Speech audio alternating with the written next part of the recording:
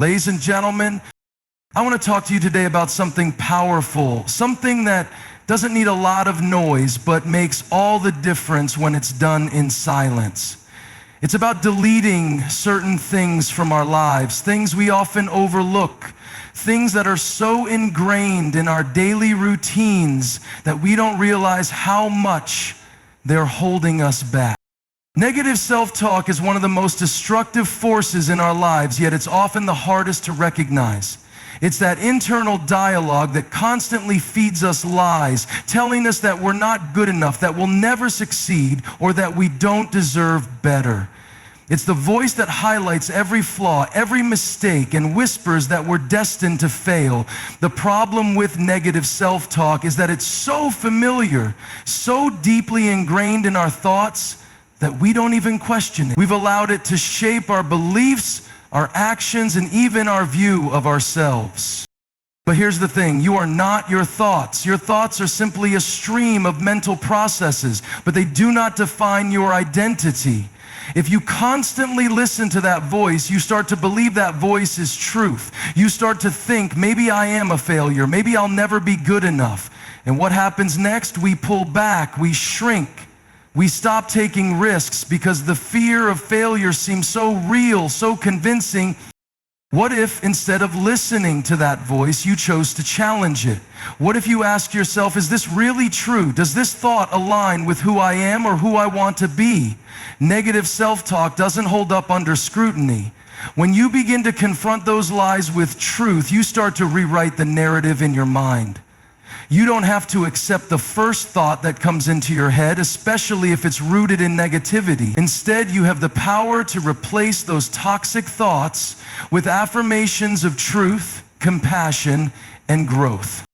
We have to recognize that these negative thoughts are often not even our own. They're remnants of past experiences, the voices of others who may have doubted us, or even our own fears projecting onto us. But none of that defines us unless we let it. Replacing negative self-talk takes effort, but it's one of the most liberating things you can do for yourself. The first step is awareness, catching those thoughts in the moment and challenging them. Imagine waking up every day and choosing to speak kindness to yourself instead of criticism. Imagine silencing the doubts and speaking life over your situation even when it feels impossible. When we choose to silence the negative self-talk, we start to create space for the possibility of change, growth, and success. The transformation begins in the quiet moments when we stop listening to the lies and start hearing the truth about who we truly are. Toxic relationships are like weeds in a garden. At first they might seem harmless, but over time they begin to strangle the life out of everything around them. These relationships, whether they're with friends, family, co-workers, or romantic partners, can have a devastating impact on your emotional, mental, and even physical well-being. The most insidious part about toxic relationships is that they often don't announce themselves as harmful. They may start with small, seemingly innocent behaviors. Manipulation, criticism, emotional unavailability, or inconsistency. However, over time, those behaviors compound, leaving you feeling drained, confused, and unworthy. In a toxic relationship, there's a pattern of imbalance. One person's needs constantly take precedence, while the other person is left feeling unseen, unheard, and unsupported. It might not always be obvious at first, but the toxicity shows up in subtle ways. Like when you feel like you're walking on eggshells, afraid of triggering an argument or upsetting the other person. Or when you try to speak your truth only to have your feelings dismissed or invalidated. You may start to question your own reality, thinking, is it me? When in fact, it's not about you at all. It's about the toxic dynamic they've created. A toxic relationship doesn't have to be overtly abusive to be harmful. It can be emotionally manipulative, where one person consistently pulls the strings, making the other person feel guilty, small, or powerless. This kind of behavior slowly erodes your self-esteem and causes you to doubt your own worth. Over time, you might start feeling isolated, as if the only way to keep the peace is by suppressing your own needs and desires. The more you sacrifice, the less you recognize who you truly are. There's also a form of toxic behavior that can be disguised as care, but it's actually controlling. The other person might constantly tell you what you should or shouldn't do, where you should or shouldn't go, who you should or shouldn't talk to. They may frame their actions as looking out for you or protecting you, but in reality, they are trying to dictate your life. They'll undermine your decisions and make you feel like you can't make choices on your own. The hardest part about recognizing a toxic relationship is the emotional attachment. We often hold on because we want to believe in the potential of the other person, or we don't want to face the pain of letting go. We think if only they would change, things would get better. But the reality is, change is only possible when both people are willing to make an effort. In a toxic relationship, it often feels like you're carrying the weight of the entire relationship by yourself, and it drains your energy to a point where you're left feeling empty. Over time, the damage done by a toxic relationship accumulates. It affects your sense of self, your confidence, and even your future. But here's the thing, you have the power to choose who is in your life and how they treat you. It's not easy, but sometimes you have to set boundaries, even with people you love. You don't have to accept disrespect or unhealthy behavior just because it's familiar. Choosing to delete toxic relationships is not about being harsh or unkind. It's about protecting your peace, your well-being, and your future. In order to protect your own mental health, you have to learn to recognize when it's time to walk away. This doesn't mean you don't care about the person. It means you care enough about yourself to break free from a relationship that's doing more harm than good. It's about setting a standard for how you will be treated and refusing to settle for anything less than respect and kindness. You deserve relationships that lift you up, that encourage your growth, and that celebrate who you are, not ones that drain you or make you feel less than. Unforgiveness is a silent killer. It's one of those things that seems small at first, like a crack in a foundation that goes unnoticed, but over time it spreads, weakening the entire structure. When we hold on to unforgiveness, we think we're protecting ourselves from pain, but in reality, we're only allowing that pain to fester and grow inside of us. It's easy to think that holding a grudge or refusing to forgive is a way of punishing the person who wronged us. But the truth is, unforgiveness hurts us more than anyone else. It locks us in a prison of our own making, where bitterness and resentment become the walls that keep us trapped in the past. The thing about unforgiveness is that it's not always about the offense itself. It's about the weight we choose to carry. When someone wrongs us, especially in deep personal ways, there's a real temptation to hold on to that hurt, to let it define us. We want the other person to feel the weight of what they've done, and so we hold on to the anger, the sadness, the betrayal. But what happens when we hold on to unforgiveness is that we end up carrying the burden day after day. It becomes an emotional anchor that drags us down, preventing us from moving forward. We might even replay the offense in our minds over and over again, as if somehow reliving the hurt will bring us the justice we crave. But it doesn't. It just keeps us stuck. Unforgiveness also distorts our perspective. When we refuse to forgive, we allow that person's actions to continue to shape our view of the world. Every time we think about them, we revisit the pain they caused, and soon the wound becomes so deep that we see everything through the lens of that hurt.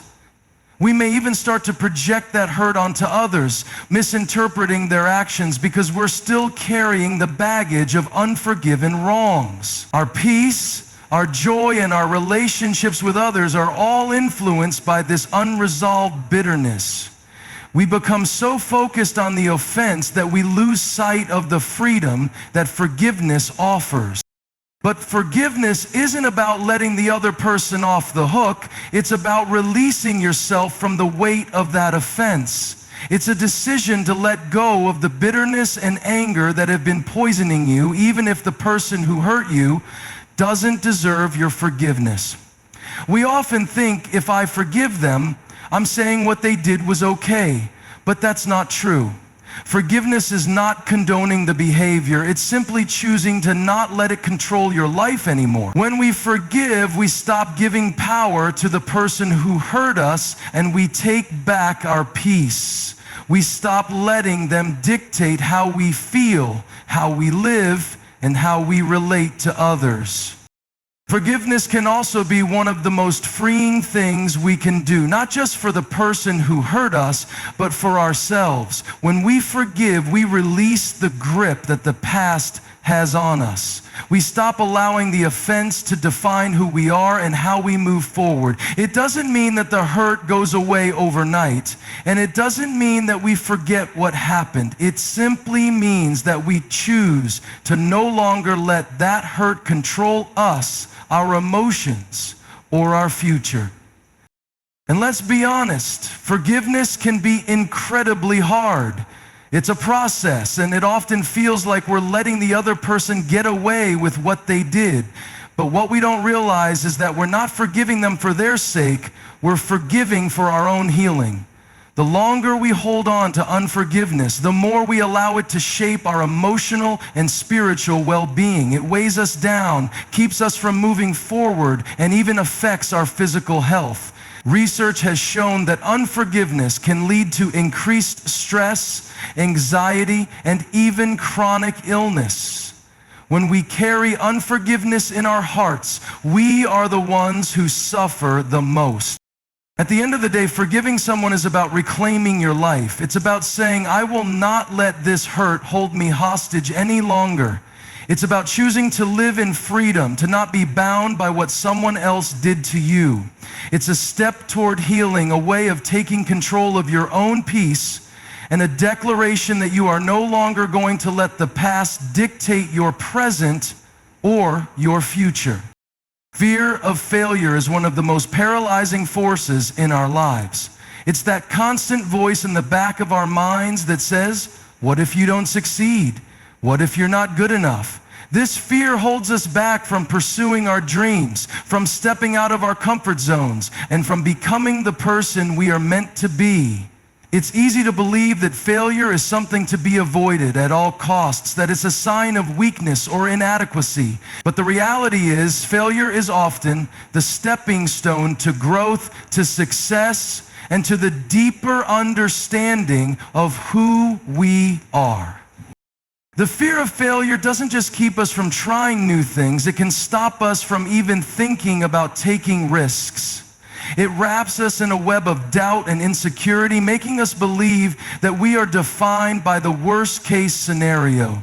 We start to focus so much on what could go wrong that we don't give ourselves the chance to see what could go right. Instead of acting, we overthink, we procrastinate, and we shrink back, all because the fear of failure feels so much bigger than the potential for success. One of the most dangerous aspects of this fear is that it keeps us stuck in the past. We replay our previous mistakes over and over, convincing ourselves that because we failed once, we'll fail again.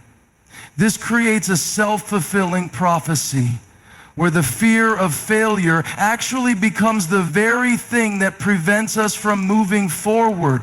We become afraid to try because we don't want to experience the pain of failure again.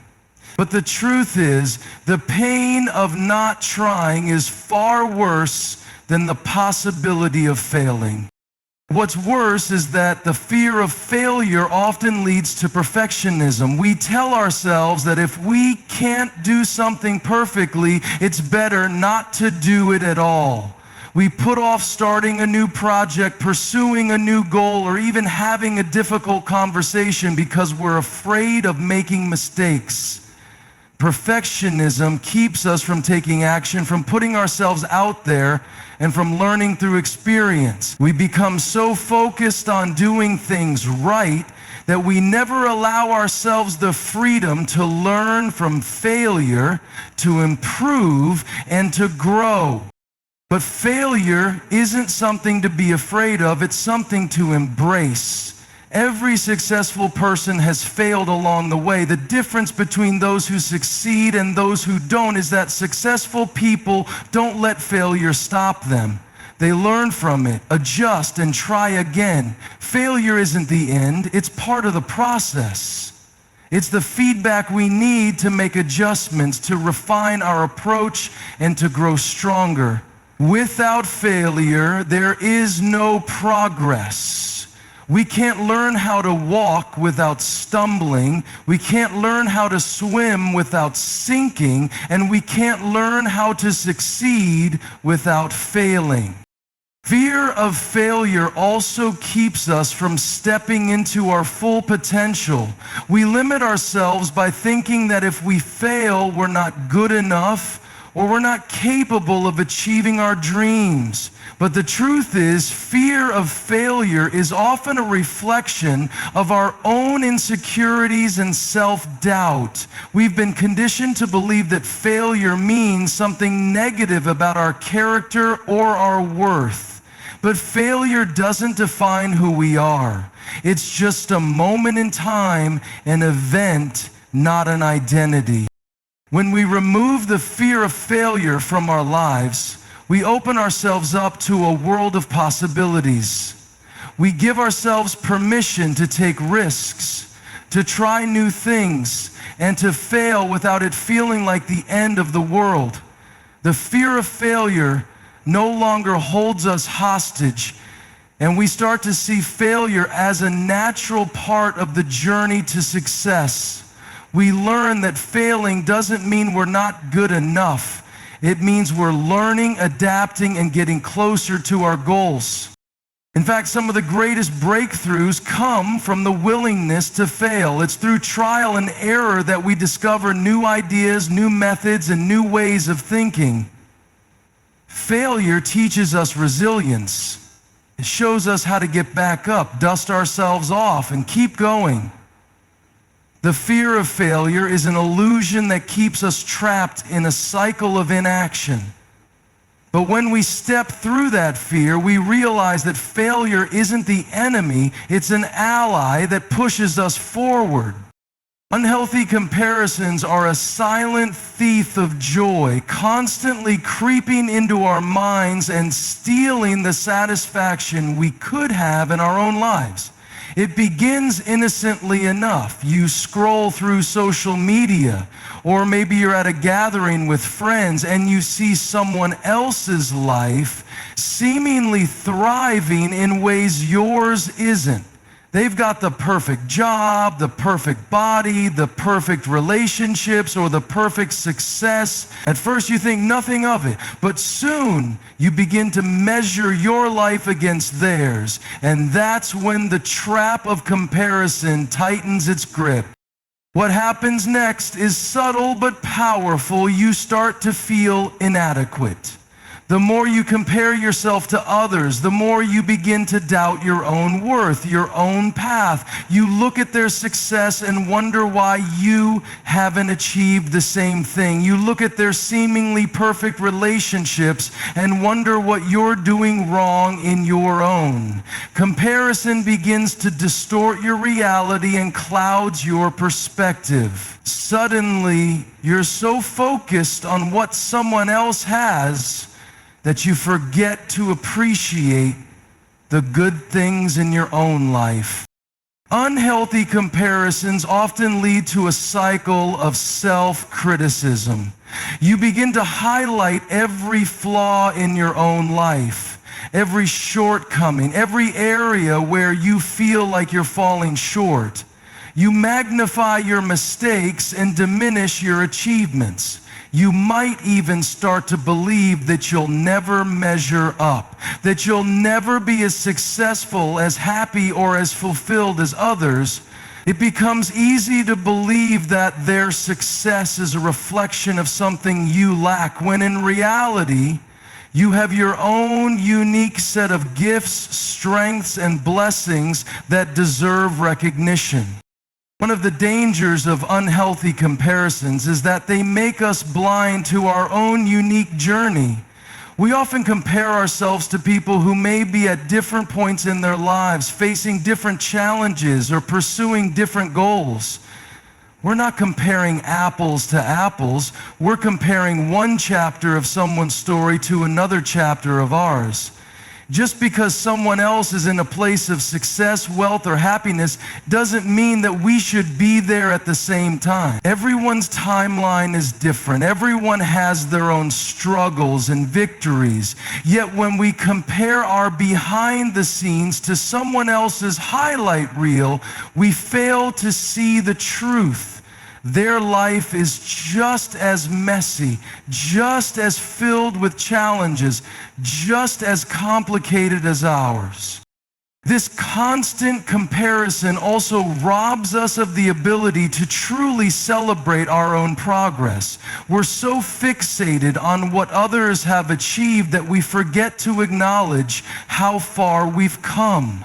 We diminish our own milestones and accomplishments, thinking that they're not significant enough because they don't look like someone else's. But every small victory, every step forward is a piece of the bigger picture that is your unique journey. Comparison keeps us from recognizing how much we've grown and how much we've achieved. The desire to keep up with others can also push us into unhealthy competition. We start making decisions based on what others are doing, not what's right for us. We chase after things just because someone else has them, not because they align with our values or our true desires. This can lead to stress, burnout, and even feelings of resentment toward others.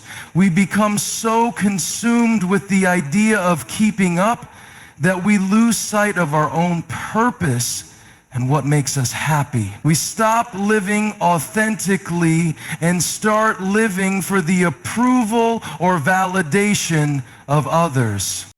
Social media has exacerbated this problem, turning unhealthy comparison into a daily struggle for many people. We scroll through feeds filled with curated, perfect images of people's lives, achievements, and moments. But behind those posts, there's often a reality that doesn't match the picture. People only share what they want others to see, highlighting their successes, their vacations, their perfect family moments. What we don't see are the struggles, the failures, the sleepless nights, or the moments of doubt. Yet we still compare ourselves to what we see on the surface, not realizing that the perfect picture isn't the whole story. When we make the decision to stop unhealthy comparisons, we start to create space for gratitude and contentment.